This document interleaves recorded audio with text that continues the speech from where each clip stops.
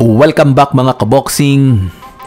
So kasalukuyan nga pong nasa Riyadh na ang tatlo nating matitibay na pambato para sa bigating WBC Boxing Grand Prix na gaganapin ngayong Abril 17 hanggang Abril 20 sa Boulevard City Global Theater, Saudi Arabia.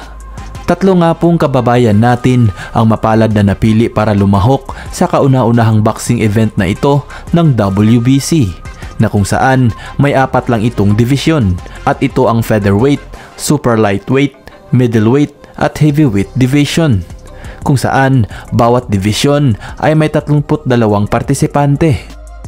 Kaya't bigumang makuha ang panalo sa kanyang naging huling laban at unang laban sa labas ng bansa, ang tinaguriang The King ng Cebu City at matibay natin na pambato sa featherweight division na si Brix Piala kontra sa pambato ng bansang Japan na si Mikito Nakano, na kung saan natalo nga lang po ang ating kababayan via 4th round knockout.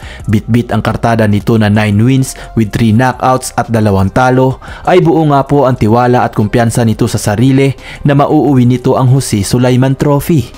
Samantala, isa pang mapalad nating kababayan na knockout artist at may undefeated record na 11 wins with 9 knockouts at tinaguriang Truman ng General Santos City na pambato natin sa super lightweight division na si Gerald Into, ay susubukang ipamalas ang lakas at bagsik ng kanyang kamao sa kauna-unahang laban nito sa labas ng bansa at gustong magpakitang gilas para mauwi ang kampyonato at mabigyan ng karangalan ang bansang Pilipinas. Isa pang pambato natin sa super lightweight division na kasalukuyang undefeated at knockout artist na galing pa ng Davao del Sur na si Crisalito Beltran ang gustong ipakilala ang sarili sa malaking boxing event na ito sa kauna-unahang laban nito sa labas ng Pilipinas. Bit-bit ang perpektong record na 8 wins with 6 knockouts ay gusto nitong gumawa ng ingay sa mundo ng boxing sa murang edad nito na 21 anyos. Bagamat may undefeated record itong si Beltran, may mga kritiko nga pong nagsabi na mahihirapan itong makuha ang panalo dahil na rin sa kakulangan nito sa experience.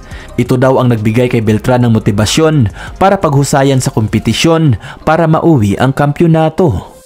Sa ibang banda naman mga kaboxing, pamangkin ni former 2 Division World Champion Jerry Peñalosa at Pinoy prospect noon na si Dave Peñalosa ay naging matagumpay nga po sa kanyang naging rematch kontra kapwa Pinoy boxer na si Vicente Casido na ginanap nitong nakalipas na Sabado lamang via 6th round unanimous decision.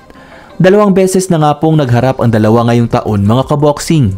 Unang laban ng dalawa ay nitong nakalipas na Pebrero 18 lamang, na kung saan tinalo nga lang din po ni Dave Peñalosa si Casido via 6th round unanimous decision. Ang 2 laban na ito ni Peñalosa ngayong taon ay nagsilbing comeback fight niya matapos ang halos 2 taon nitong pamamahinga sa boxing.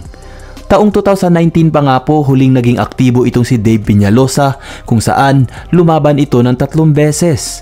Ngunit pagkatapos nito ay halos 4 na taon nga po itong di lumaban sa ibabaw ng lona. Nagkaroon ito ng isang laban taong 2023 at sinundan ngayong taon. May kasalukuyan itong kartada na 19 wins with 12 knockouts, 1 talo at may edad na 34 anyos.